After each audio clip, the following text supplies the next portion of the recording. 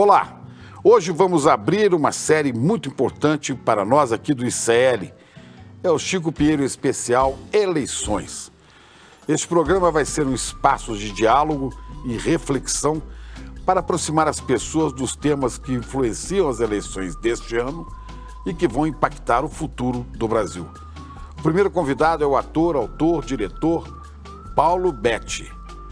Um brevíssimo resumo. Paulo Sérgio Betti nasceu numa comunidade simples do interior de São Paulo, perto de Sorocaba. É neto de imigrantes italianos, é o 15º filho, sempre estudou em escola pública e entrou na Escola de Arte Dramática da USP, a Universidade de São Paulo, no auge da ditadura dos militares. Foi professor da Unicamp e é ligado à militância do PT, o Partido dos Trabalhadores, desde os anos 80. Fez mais de 40 peças e dirigiu 12 delas. Betti emplacou um sucesso atrás do outro. Em novelas na Globo e no cinema interpretou nomes marcantes da história do Brasil. Fez Carlos Lamarca, Getúlio Vargas e o Barão de Mauá. Ao longo de 25 anos, escreveu uma coluna para o Jornal de Sorocaba e esse material serviu de base para o texto Autobiografia Autorizada, que é um livro e também uma peça em que Betti conta a sua história. Paulo sempre teve noção de classe, sua mãe trabalhou como empregada doméstica e nunca deixou de expressar suas opiniões políticas, sempre do mesmo lado, sempre à esquerda, sempre do lado progressista.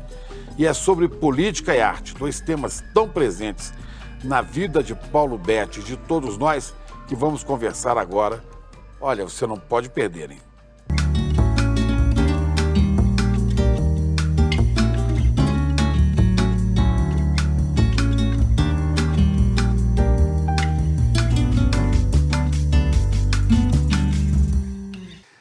Estou aqui com o Paulo Betti. Paulo, que prazer enorme ter você no ICL e te rever. O prazer é meu. Muito, eu te ver aqui firme e forte. Estamos no mesmo barco ou na mesma barca e você cita Calderón de la Barca. A vida é sonho e os sonhos são. Qual é o seu sonho agora de Brasil, nesse momento? Nesse momento é que as pessoas se conscientizassem e desse essa eleição para quem tem que ganhá-la, né? Que as pessoas não se deixassem iludir, que as pessoas tivessem consciência de classe. É uma coisa que às vezes não bate, né? Que o homem, a tendência do homem é explorar o outro, né? E que há uma coisa chamada luta de classes. Esse é meu assunto toda vez que eu entro no táxi. Eu entro no táxi e falo para o motorista, olha, sou meio tenso, eu gosto de falar um pouco, posso falar? Pode. Então eu gostaria de falar para você sobre a luta de classes e sobre um cara chamado Marx, que as pessoas viviam na roça e eram explorados pelos donos das fazendas e dos lugares. Pois elas começaram a ir para a cidade, trabalhar nas fábricas, então elas eram exploradas pelos donos das fábricas. Só que na fábrica, Marx percebeu que podia entregar folhetos na porta, né? Porque estavam todos juntos. Enquanto eles estavam na roça, estavam todos separados. Quando eles estavam todos juntos na fábrica, eles podiam receber um folheto onde Marx explicava para eles que juntos eles eram fortes e podiam ter melhores condições de trabalho. Desde que eles parassem a fábrica de funcionar, ele daria prejuízo para o dono da fábrica tinha que dar melhores condições de trabalho. O motorista falou assim, puxa vida, que bacana, tal. Aí eu estou crente que eu estou convencendo o cara, vamos que vamos, vamos que vamos, vamos. Aí no final, eu falei assim, olha, eu concordo com o senhor que a esquerda realmente é muito melhor para os mais pobres, mas eu sou evangélico. Mas ele vai assim, pô, mas você não pode ser evangélico de esquerda. Que Jesus era de esquerda, de direita. Exatamente. É. Mas, enfim, é a luta, né, Chico?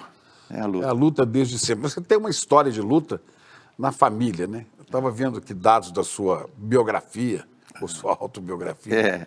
Né? Você é branco, mas morou numa senzala, praticamente numa senzala, de um fazendeiro negro, é isso? Olha que história, Chico, isso até... O fazendeiro é coisa raríssima, o fazendeiro era negro. É, precisa se explicar muito bem isso. Eu nasci numa casa que tinha sido uma senzala, porque os italianos que vieram para o Brasil, naquela tentativa de embranquecer o Brasil, né? Porque logo depois da abolição, houve um projeto oficial do governo brasileiro trazendo gente da Itália, da Espanha e tal, para Mão de obra branca para tomar... o lugar dos escravos. Então, ali numa casa que tinha sido uma antiga senzala, eu tenho a foto, mostro a foto na minha peça, eu nasci. Mas depois minha família se mudou para Sorocaba. Em Sorocaba, O lugar que você nasceu se chama... Rafar.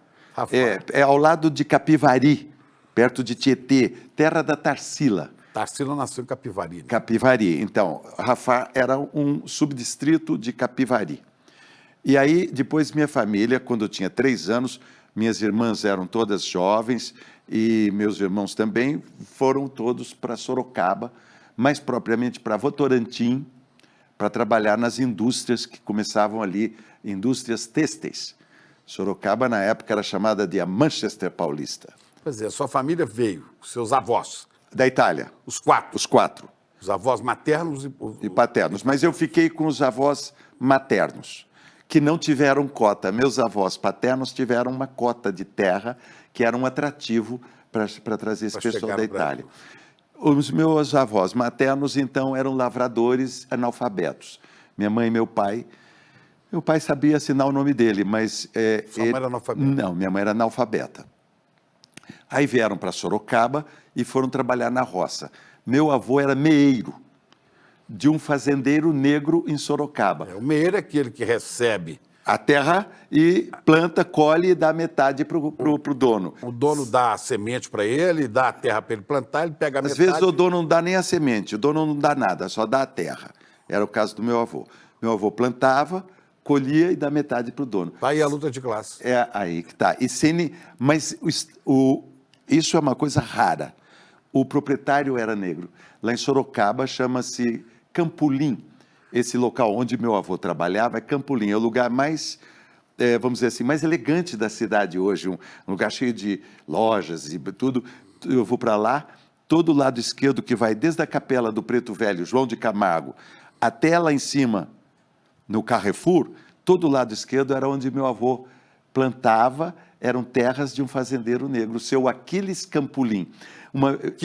Quiló. Eu quis fazer um documentário, fui falar com as filhas do senhor Aquiles Campolim, já eram bem idosas, e elas falaram assim, meu avô tratava muito bem a sua família, viu, Paulo? Elas estavam falando que a posição tinha se invertido, né? Eu olhava a casa grande, tinha uma casa grande, está em pé até hoje, lá no Campolim. E eu vi o senhor saindo com carro bonito, e minha mãe falava assim, o Paulo vai casar com a Nazaré. A Nazaré era a filha do seu Campolim, né? Então, mas isso é muito raro, é bom frisar. Né? Raríssimo, nunca ouvi falar. Muito raro. Porque o negro virar o senhor da terra Casa Grande. Não, porque quando foi abolida a escravidão, foi proibido aos negros serem proprietários de terra. Além deles não receberem nenhum tipo de auxílio, nem nada, eles também não tiveram a possibilidade de ser donos de terra, era proibido.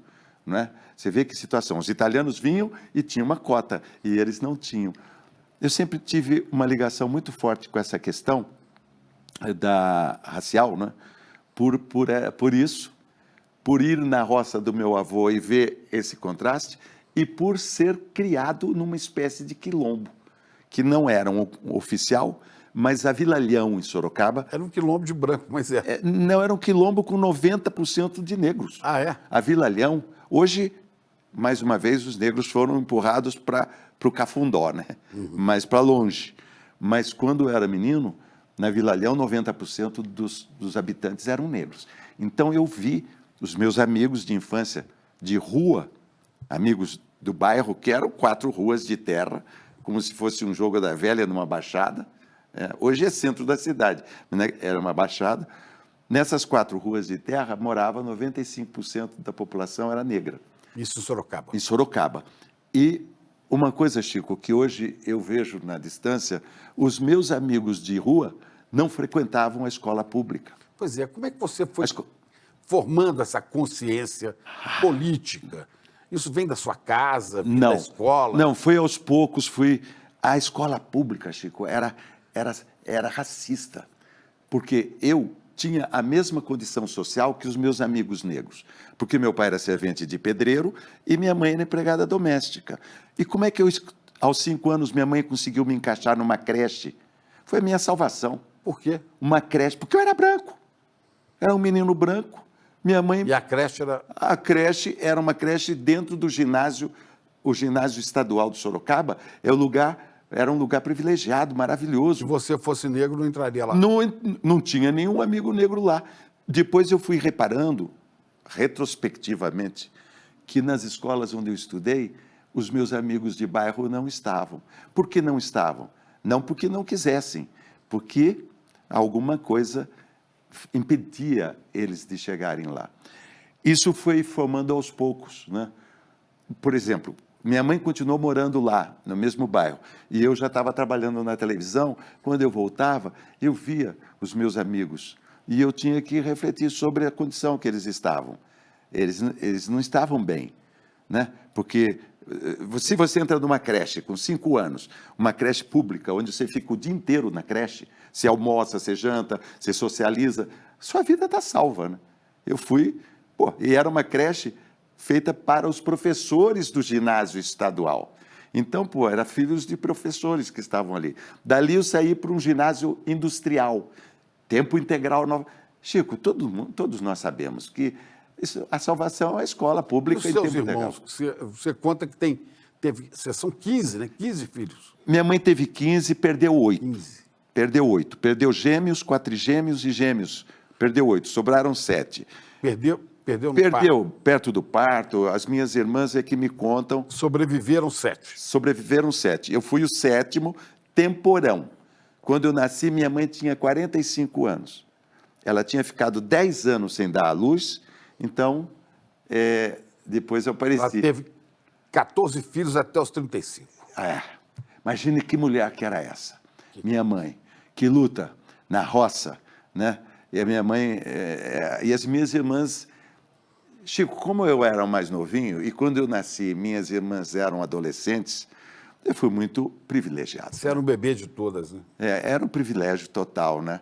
As minhas irmãs que... E, de uma certa maneira, como eles não tinham muita escrita, minha mãe era analfabeta, meu pai também, e minhas irmãs, então, eles queriam... Tudo eles vinham falar comigo, para eu escrever, para eu anotar. Então, eu virei um anotador. Eu fui um anotador precoce. Nenhum desses 7 irmãos e irmãs, nenhum deles fez um curso superior? Não. Meu irmão José, querido José, mais novo, depois mais novo. Mais novo da outra era sapateiro em Sorocaba, no centro da cidade de Sorocaba, sapateiro.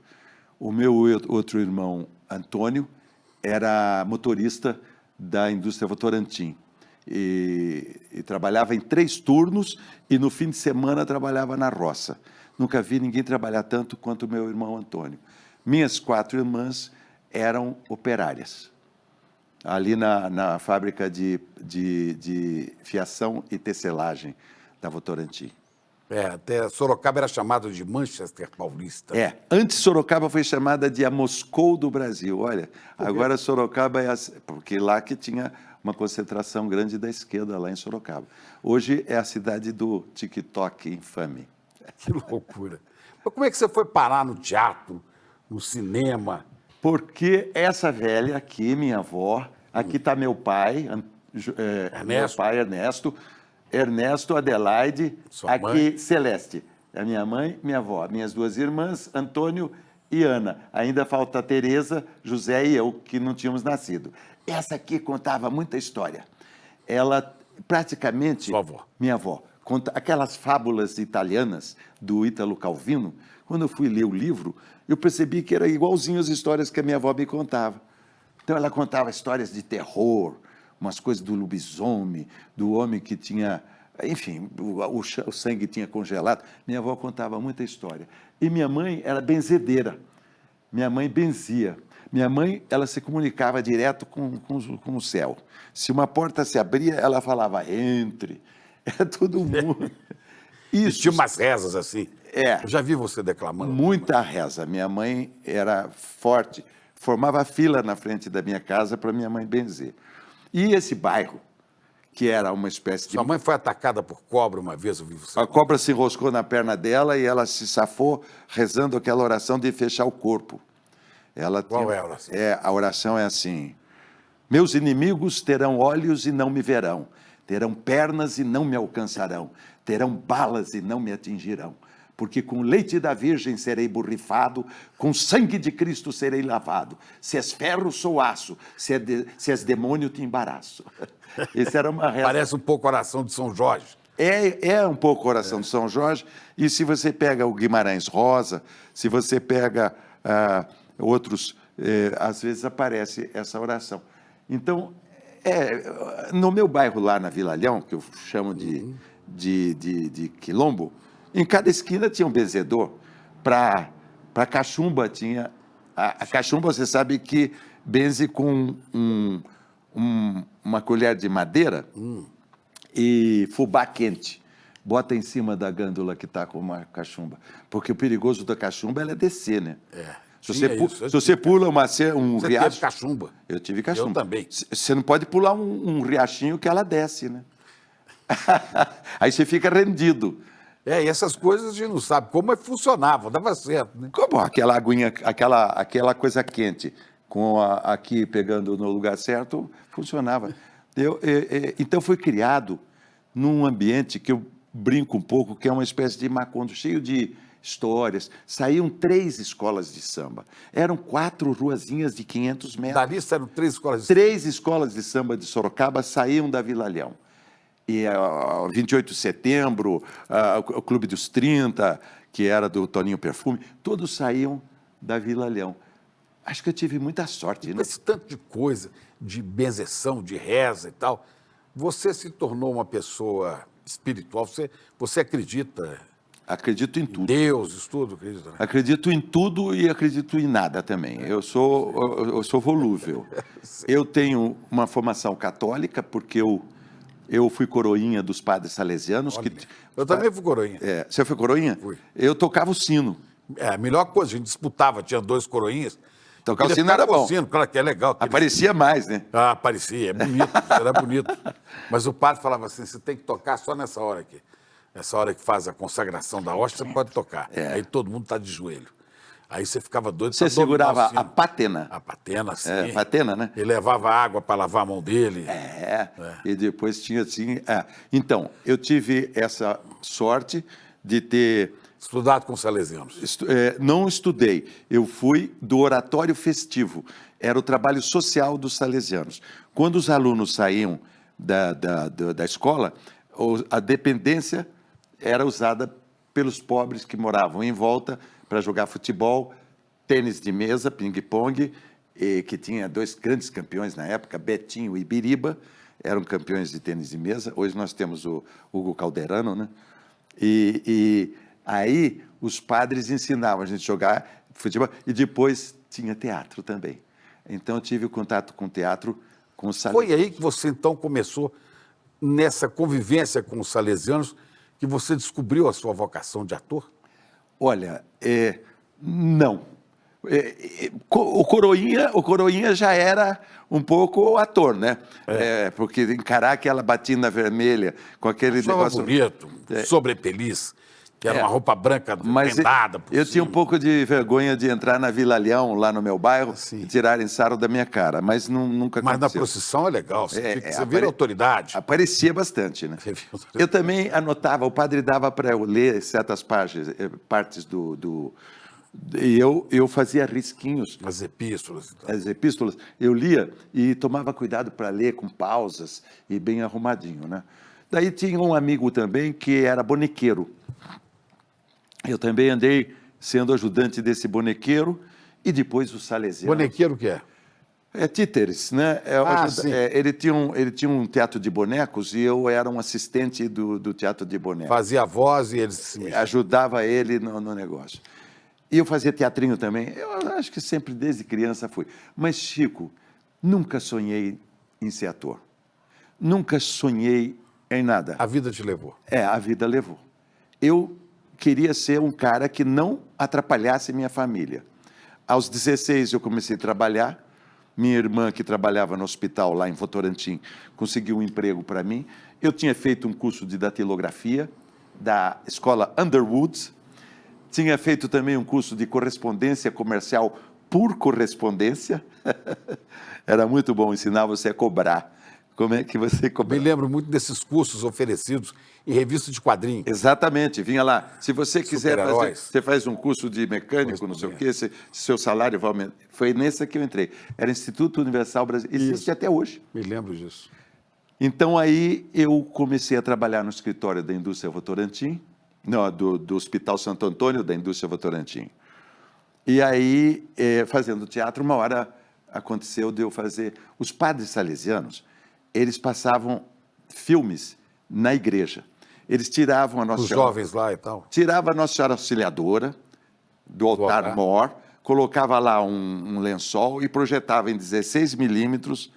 Eu vi Isso o é Pagador fantástico. de Promessas. Nossa. Imagina que padres progressistas passarem o Pagador de Promessas, que é um filme que contesta a religião católica, né?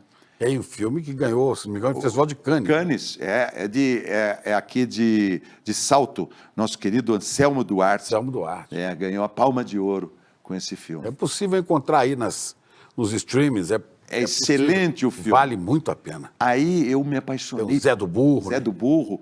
Eu me apaixonei por aquela história e fiz no teatro o Pagador de Promessas. Fiz o Zé do Burro, aí eu ganhei um prêmio. O Zé do Burro era um prêmio do Estado de São Paulo. Melhor ator do Estado de São Paulo. Saiu a foto no jornal. Quantos anos você tinha? 20. Olha. Eu tinha uma barba, carregava uma culpa, enfim, né? Cruz, né? E aí saiu o Pagador de Promessas, saiu uma foto minha no jornal de Sorocaba. Aí eu estava começando o meu namoro, que foi também uma outra sorte. Como dizia o Nelson Rodrigues, né? Sem sorte, você nem atravessa a rua e toma um picolé. Vai ser atropelado. Pode ser. Aí eu conheci a Eliane Giardini. A Eliane, acho que era nessa época aqui. Eu conheci a Eliane. Eliane, uma atriz maravilhosa. Ela tinha feito um filme na Paraíba. Eliane chegou e ela fazia o Pagador de Promessas também. Ela fazia o papel da Rosa. Tinha o Adilson Barros, maravilhoso também. E a Eliane começou a me botar a pilha. Vamos para a escola de teatro em São Paulo. Vamos. Eu não queria ir porque eu era o arrimo da minha família.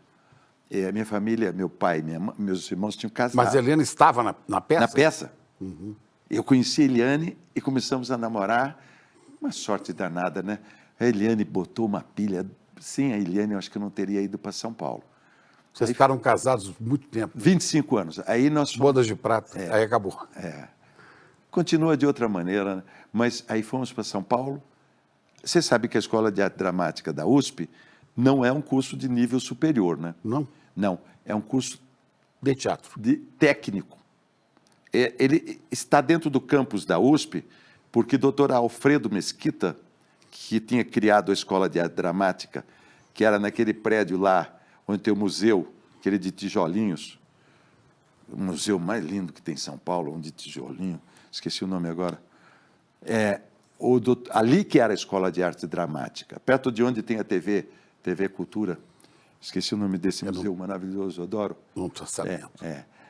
Ali era a Escola de Arte Dramática, mas teve uma hora que o doutor Alfredo conseguiu colocá-la dentro da USP.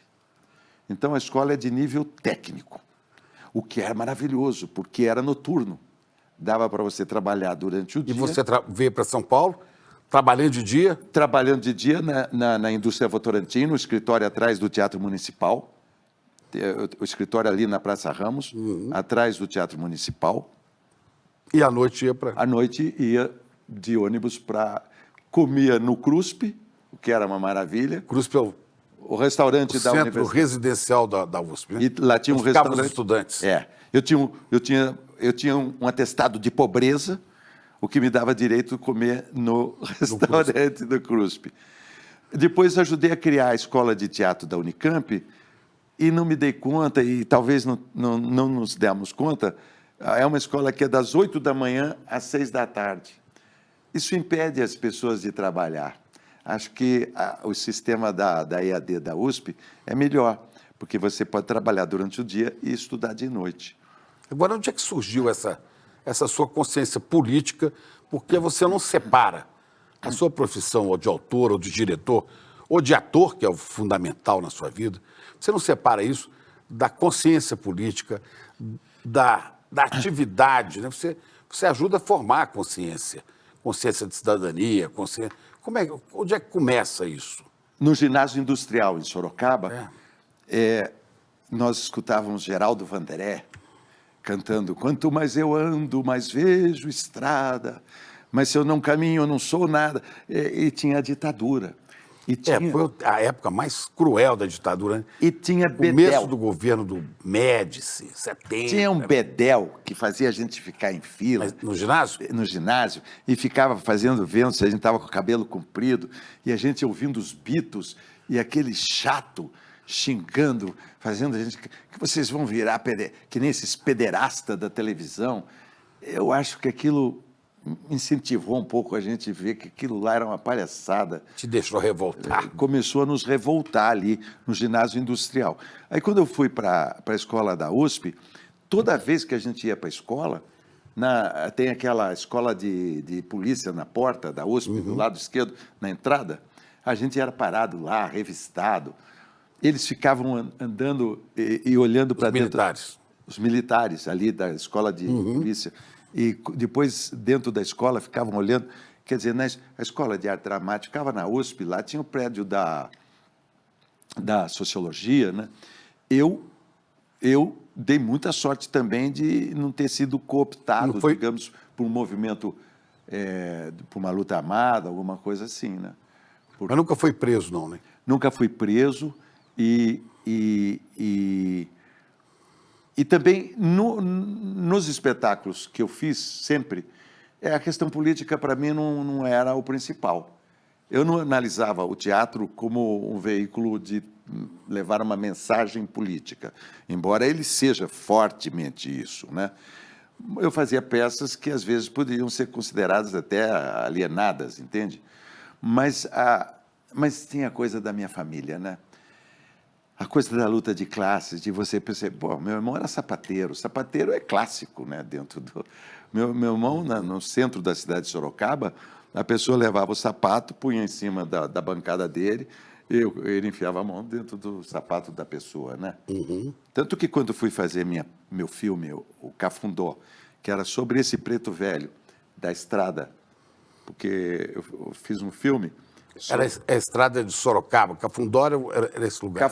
Cafundó é um quilombo que tem perto de Sorocaba. Mas no caminho da roça do meu avô, tem uma igreja de um líder carismático. Uma igreja fantástica, você só vê uma igual na Bahia. Quem estudou esse tema foi Florestan Fernandes, quando tinha 22 anos. Ele fez um estudo sobre esse tema. E eu ia na roça do meu avô, e meu avô, imigrante italiano, me levava na igreja que era o culto de um preto velho. Olha que coisa incrível. Eu me lembro de você num enredo de carnaval em São Paulo. Exatamente. Eu até transmiti, eu estava transmitindo era carnaval. sobre esse personagem, né? João de Camargo de Sorocaba. Isso. Quem for a Sorocaba, não deixe de visitar essa igreja, que fica exatamente... João de Camargo. João de Camargo, no bairro do Campolim. E você acha que você estava com a fantasia de João de Camargo? Não, eu... Ou estava num carro alegórico? Eu me lembro. Quem estava... Não, é que eu estava junto com a escola de samba que contou a vida dele na avenida. Você trabalhou no enredo? Trabalhei no enredo, exatamente. João de Camargo de Sorocaba. 2000 e pouquinho, começo da... Era um escravo de dentro, que trabalhava dentro de casa, que quando a abolição acontece, ele fica perdido. E ele tem uma iluminação. E daí, então, ele cria uma igreja sincrética. Eu estou falando isso porque é meu protetor. Meu protetor é o Nhô João. Então, eu tenho a formação católica, ele fez uma igreja como uma igreja católica. A formação africana, que ele misturava com o catolicismo, E ele botou o espiritismo no meio para ficar tudo mais tranquilo. Isso está tudo na igreja lá. Mas é uma loucura. Existe a igreja ainda? A igreja é a coisa mais linda que tem em Sorocaba. Ela é tombada pelo patrimônio histórico e você encontra caboclo, preto velho. Tem missa lá? Tem um culto que parece uma missa. Lavagem da escadaria. Da escadaria. É lindo a igreja. Foi aí, mais ou menos, também... meu avô me levava lá. E era misteriosa, a igreja cheia de cômodos. Tinha uma arquitetura desenhada com símbolos da maçonaria. Era muito interessante. Era uma mistura de tudo. De tudo. Eu fiz o filme Cafundó, o personagem do João de Camargo é feito pelo Lázaro Ramos, um ator maravilhoso. Mas esse foi uma missão. Eu estava falando disso porque quando eu ia, eu achei que Sorocaba ia bancar o filme, né? Uma história sobre a cidade. Não. Não. Por que o senhor não faz a história do Coronel Fernando Prestes, né? Por que você vai contar a história de um preto velho? Eu falei assim, olha, se o Coronel Fernando Prestes tivesse uma igreja no caminho da roça do meu avô, eu faria um filme sobre ele. Mas aí você começou a se ligar mais à política mesmo, né? A política foi mais praticamente quando o Lula aparece em 79, mais ou menos. Eu estava fazendo uma peça aqui na periferia de São Paulo e via os folhetos sendo distribuídos de uma coisa nova que estava aparecendo, que era o Partido dos Trabalhadores. Aí tínhamos a Arena e o MDB. Eu falei, puxa vida, isso aqui me representa mais, o Partido dos Trabalhadores. E aí eu comecei a frequentar as reuniões que tinha Antônio Cândido, que tinha Florestan Fernandes, que tinha aquele cara que lutou na Guerra Civil Espanhola. Apolônio de Carvalho. Eu estive com ele. Me arrepia. Uma figura gigantesca, até do tamanho. Era um homem tinha 2 alto, metros de altura. E ele escrevia à mão, que é uma coisa que eu amo. Ele escrevia com aquela... Eu vi os cadernos assim, ele fazendo anotações, e eu virei um pouco adepto da manoescritura. Escrever à mão. E fui escrevendo cadernos e cadernos, e tudo que eu podia eu anotava. Mas aí que entrou... Tem um livro que fala assim, se chama Herança de um Sonho. Eu fui entrevistá-lo, ele morava no Rio de Janeiro, é um dos fundadores do PT. Sim. Mas ele lutou, ele foi do Exército Brasileiro, depois ele sai, foi lutar na Guerra Civil Espanhola, e depois que o franquismo ganha a Espanha, ele foi lutar na resistência francesa. Caramba. E foi condecorado pelo general de Gaulle, ele foi condecorado quando acabou a Segunda Guerra Mundial, em Paris. Quem entregou a comenda para ele foi Cândido Portinari. Olha que história. E eu tive na casa dele. E você vê, então... Figura extraordinária. Comecei a participar dessas reuniões onde tinha esses caras, né? Esses caras aí. E fiquei fã, né, de Antônio Cândido, de Florestan e do Apolônio. E aí foi... Daí, até então, eu acho que eu estive sempre desse mesmo lado. Estive sempre... criticando às vezes irritado, mas sempre fechando na história do Partido dos Trabalhadores. Né? Você vê na profissão de artista um lugar privilegiado para trabalhar a formação política de um povo? Sim, o teatro é muito poderoso, né? Nesse sentido, né? De expor... de formar, de provocar, de revolver histórias. Eu digo que nunca foi meu foco, mas montei peças do Brecht, peças do Calderón de la Barca, peças que tinham conteúdo político, né? É uma profissão que, nós temos grandes, os pequenos burgueses, né? Nós temos grandes escritores, autores. E mesmo nas novelas, né? Você fez mais de 40, né? As novelas são... Todas as TVs. Né? As novelas são... Né? Eu fiz Os Imigrantes, as novelas discutem política. Eu acho que E muitos autores de novela também, né? Progressistas, a maioria, né? Sim, Dias Gomes. Dias Gomes, né? Foi autor de novela. Eu acho que hoje, talvez as novelas pudessem ser mais explicitamente... Benedito Rui Barbosa. Benedito, pouco, né? que eu conheci lá em Sorocaba também. Benedito morava lá. E eu acho que as novelas deviam ter, falar claramente, né?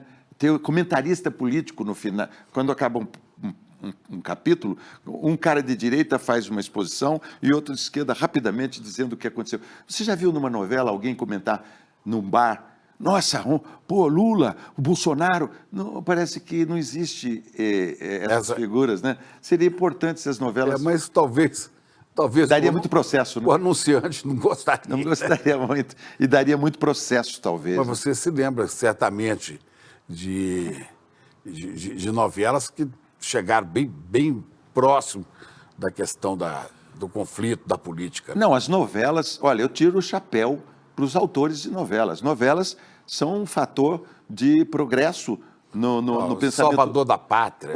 Todas, Três Graças agora, essa novela que está no ar agora, a novela Vale Tudo, Avenida Brasil. As novelas do Silvio de Abreu, as novelas eu acho mesmo que são fatores de um grande progresso. Formação de consciência política. De consciência política, consciência de classe também.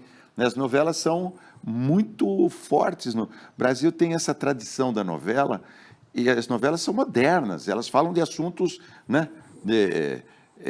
Hoje elas são um pouco, às vezes, demonizadas também por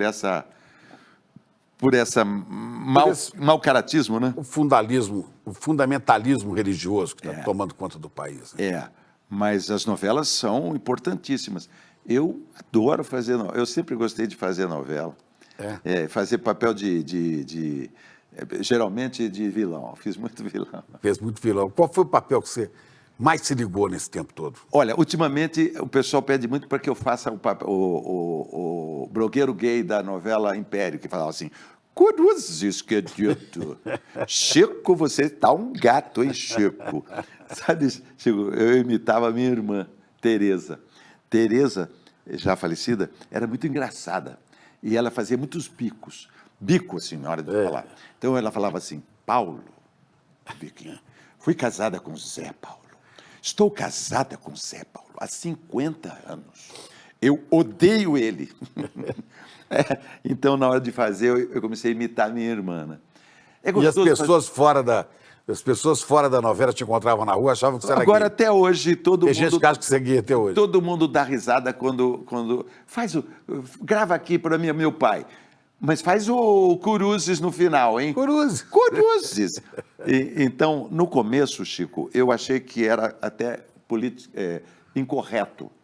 Mas daí eu tenho um sobrinho gay, já quase tem a mesma idade que eu, quase, embora seja meu sobrinho. Liguei para ele, logo no começo. Falei: você acha que o meu personagem, sendo tão caricato assim, prejudica? Tio, tá ótimo, manda ver, e não sei o quê. Aí confundem tudo, né, Chico? Confundem tudo. Quando querem me agredir na internet, e isso acontece toda hora, primeiro eles chamam de queima-rosca. Queima-rosca. Depois eles dizem assim: essa coca é Fanta. Essa coca é Fanta. Agora tem um que foi a coisa mais engraçada, eu até botei na minha peça. Por que você não dá meia hora de cool com o relógio parado? Vai ser tão engraçado que eu escrevi assim: pô, cara, você tem um excelente humor, por que você não vem para o nosso lado? Há uma confusão tremenda com relação aos personagens, e com isso eu queria te dizer, porque nós somos todos os personagens que a gente faz. Porque quando eu faço Lamarca, obviamente que as pessoas que viram Lamarca... Filme, eu vi, maravilhoso. Quem me viu como Lamarca, me vê como Lamarca. A esposa do Marighella me confundia com Lamarca. Clara. Ela dizia: meu marido gosta muito de você. Ela estava pensando no Lamarca, não no ator que tinha feito o papel do Lamarca. Então, o olhar do outro se transforma num personagem. Então, quando você me olha, você para mim é um espelho. Então, eu sou o Lamarca. Isso influenciou muito a minha trajetória do ponto de vista... E você escolheu para ser esse personagem? Não. Foi chamado para fazer? Fui chamado meio em cima da hora. Porque você interpretou muitos personagens politicamente à esquerda, progressista. Sim, mas o Lamarca eu nem sabia quem era, Chico, honestamente. Depois eu fui copiar a letra dele, tudo eu aprendi. Mas 2 meses antes, 1 mês e meio antes, eu fui chamado. E aí eu tive que fazer, porque acho que pensavam em outra pessoa e tal, mas eu tive que fazer um tratamento para emagrecer e não sei o quê. Aí comecei a ser visto como Lamarca. 2 anos depois, encontrei Cacá Diegues, o Cacá Diegues falou assim, você ainda está com Lamarca em você. Você ainda está com Lamarca. Porque o personagem, ele fica. Então, a gente vai somando todos os personagens. Então, tem o cara que me vê como a Coca que virou Fanta, tem o cara que me vê como o guerrilheiro. Guerrilheiro. Você sabe, eu fui eu fui fazer um filme, era uma locução para um filme sobre a reforma agrária. E o diretor falou assim, Paulo, estou com dificuldade de botar você nesse papel, porque as pessoas te acham petista demais para fazer o papel. Petista demais para fazer a locução de um filme sobre a reforma agrária. Olha só. Entende? Então, tem assim, você vai compondo uma mistura de todos os personagens que você fez, e aí é isso. Mas você nunca quis entrar na política profissional, né? Não, vou te contar uma história que até que é meio engraçada. Depois de 89, que eu tive uma participação bastante efetiva Eu tinha feito para a Erundina, eu era o cara que aparecia, todo o programa da Erundina era eu, né? Falando mal A Prefeitura de São Paulo. Da Prefeitura de São Paulo, falando do Sarney, todo o serviço sujo era eu que fazia. Meter o pau era eu que metia o pau nos programas. Botava a cara e tudo. Botava a minha cara lá e metia o pau. Daí eu fui, 89, tive aquela participação forte na campanha do Lula, que eu apareci diversas vezes. Foi um dos coordenadores da... Ajudei a coordenar aquele história o coral do Lula lá. Junto Lula com o lá. nosso querido... Adair Rocha. Adair Rocha. Adair Rocha Grande foi um dos professor. caras que muito me incentivou Meu amigo há 50 anos. a ser militante. Adair Rocha tem sua responsabilidade aí, né? Mas eu agora me perdi. Você estava falando disso, que você começou na ligação política, assim, no programa da Erundina. Depois fui na campanha do Lula contra Collor. Eu queria me lembrar. Aí, então, o Adair me filiou no PT. Se filia, pode ser que você possa ser candidato. Eu falei assim, Adair, não quero, não tem jeito para isso. Não, se filia, eu me filiei.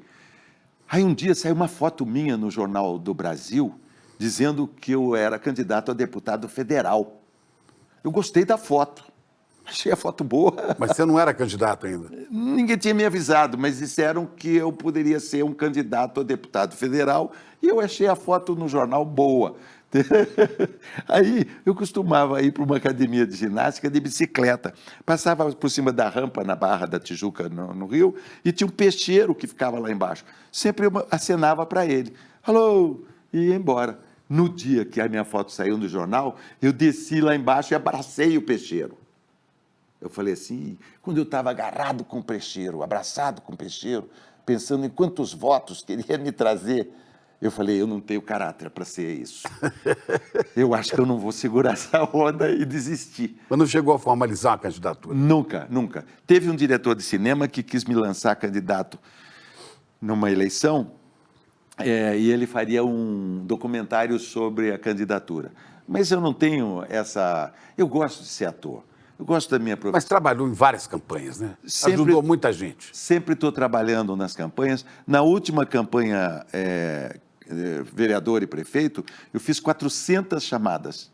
400 chamadas da minha casa que eu ofereci para quem quisesse... Mas gravou? Gravei. Para eles botarem nas redes sociais. Nas redes, quem quisesse usar. Eu falava o nome da pessoa, falava o cargo e fazia um comprometimento. Falava assim... Tenho certeza que ele vai atuar a favor do meio ambiente. Olha, com isso eu fechava. Eu fico pensando o seguinte, você como eu, a gente é praticamente da mesma idade, né? A gente viveu o começo, eu tinha 11 anos, o começo da ditadura, 64, os anos mais duros, quando a gente era jovem, tinha 20 anos, que foram os anos 70, né? Da tortura, da morte, que foi o pior tempo, né? E a gente só viu de novo esse cenário de risco de fascismo com a eleição de Bolsonaro. Não é? Então, são encruzilhadas. Você acha que nós estamos, de novo, que a gente correu um risco, eles tentaram dar um golpe, né? Sim, Você acha que nós estamos, de novo, nesse momento do Brasil, numa encruzilhada? sem dúvida, correndo um risco tremendo, porque nós temos uma conjuntura internacional, né? Nós temos uma conjuntura internacional, né?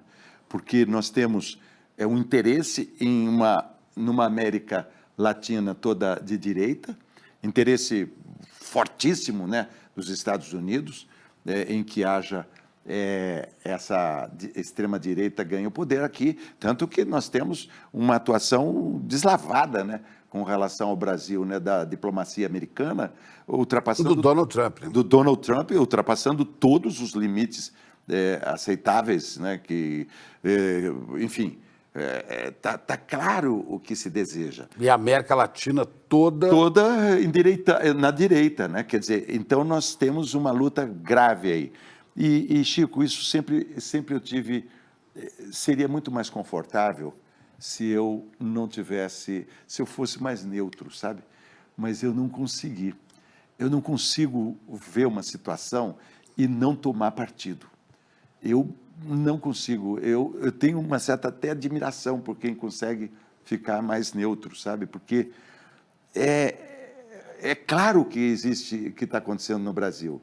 E é, né, claro que você tem o poder de influenciar, pelo menos chamar atenção. Tentar ajudar de alguma maneira, chamar as pessoas, né, para alguma consciência no sentido de que é evidente que existe um lado que sempre está melhor do que o outro, né? E para mim é claro esse lado hoje.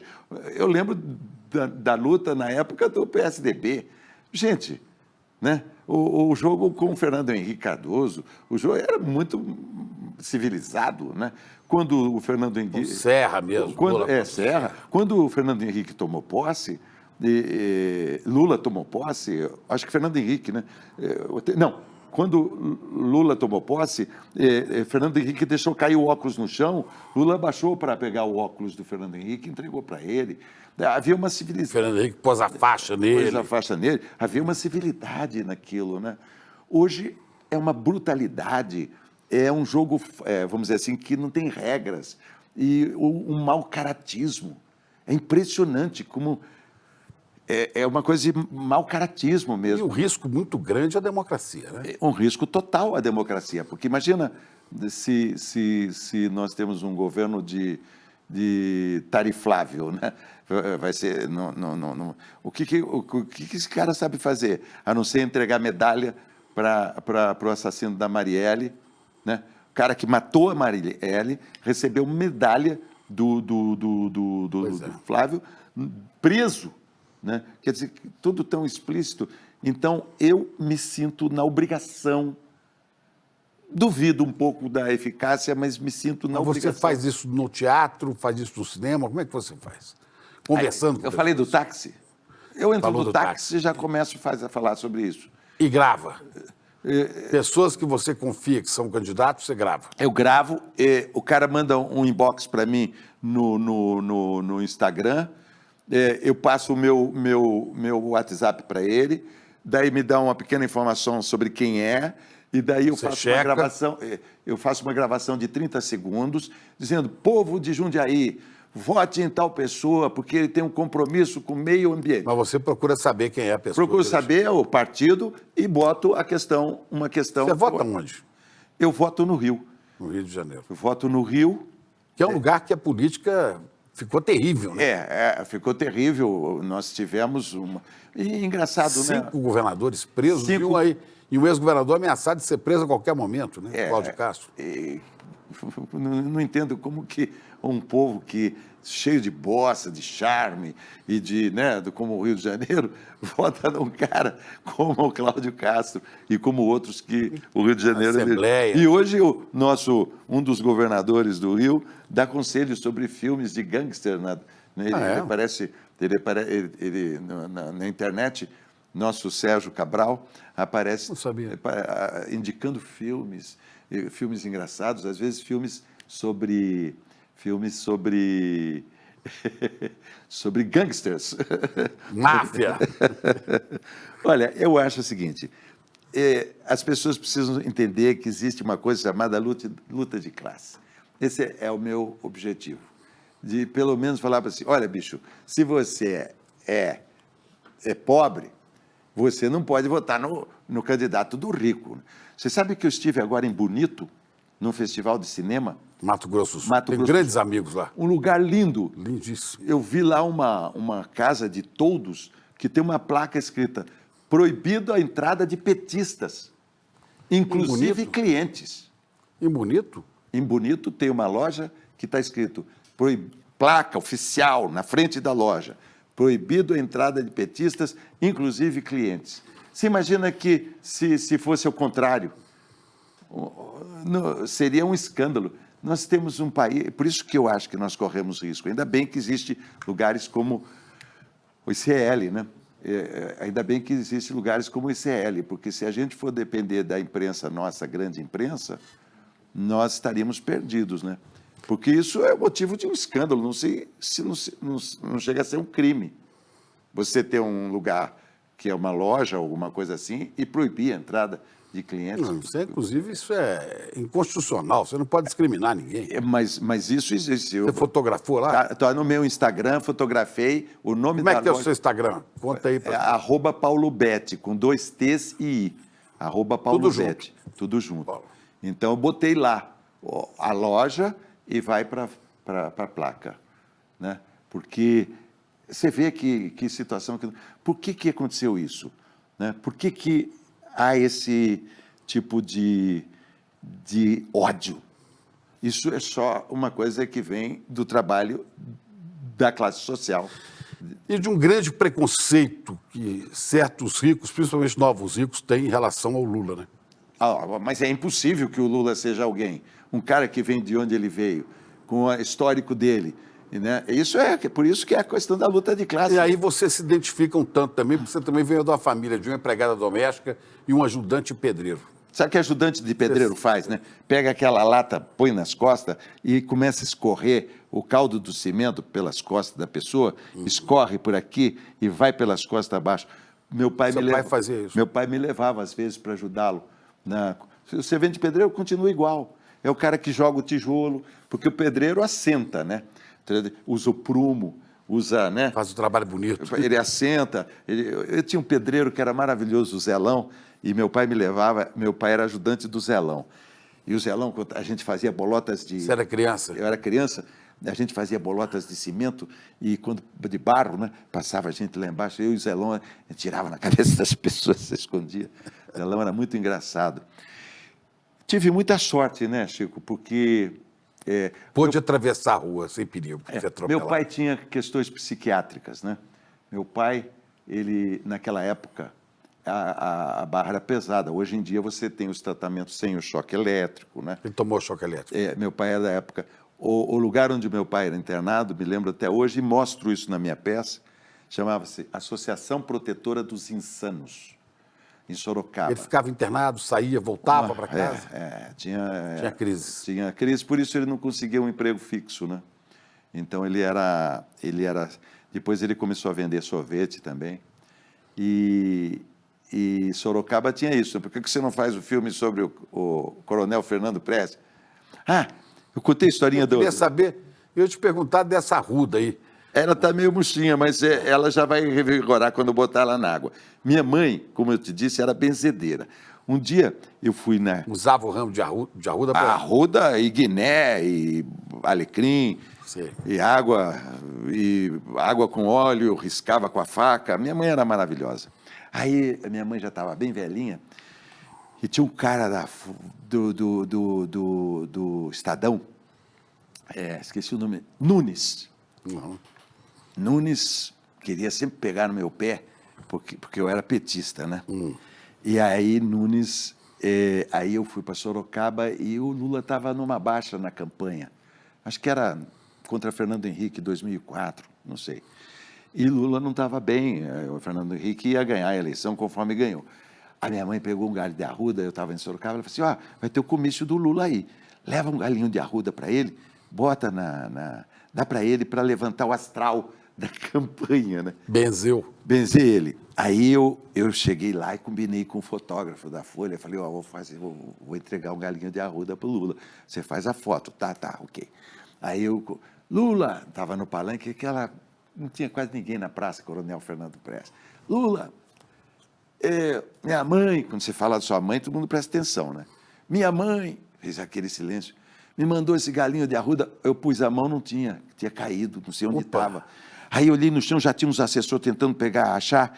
Aí eu, como eu sou ator, eu abaixei, fingi que tinha um galinho de arruda, peguei, entreguei para o Lula, que fingiu que tinha um galinho de arruda, pegou e botou na orelha.